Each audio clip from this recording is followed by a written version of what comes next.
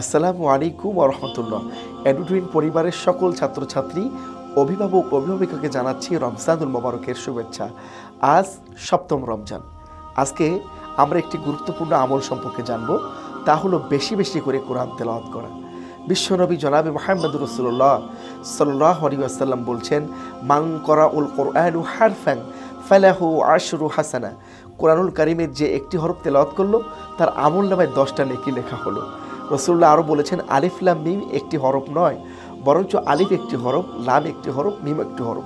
নবী করিম সাল্লাল্লাহু আলাইহি ওয়াসাল্লাম স্পষ্ট করে বলেছেন, হাদিসে কুদসিতে এসেছে, আল্লাহ রাব্বুল আলামিন বলছেন, রোজা আমার জন্য, আর এর প্রতিফল আমি আল্লাহ নিজের হাতেই দান করব, আর প্রত্যেকটা আমলকে আমি 10 গুণ বৃদ্ধি করে দেবো এই রমজানুল মুবারকে। বুখারী।